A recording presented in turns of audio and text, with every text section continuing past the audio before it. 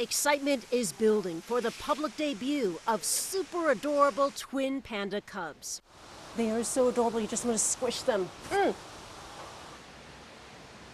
The first giant pandas born in Hong Kong. They're affectionately known as elder sister and little brother.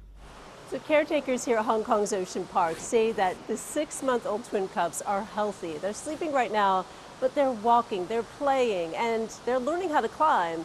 And occasionally, they can be a little bit clumsy.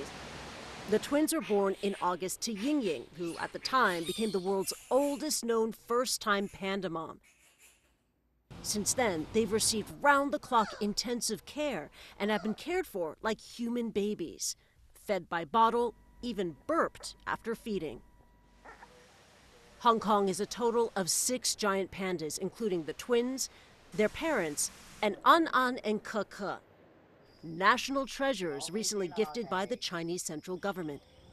In September, elite police escorted them to their new home, an honor usually reserved for heads of state. In addition to the 6 giant pandas at the park, thousands of panda sculptures have been installed across the city, all in a bid to create a sense of pandemonium and help Hong Kong regain its position as a top Asian tourism destination. We see a great uptake from Philippines, from Thailand, Singapore, Malaysia as well.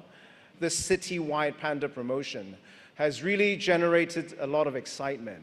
But for now, the twin panda cubs are the star attraction, even while they are asleep. Members of the public can see them in all their cuddly glory, starting from February the 16th.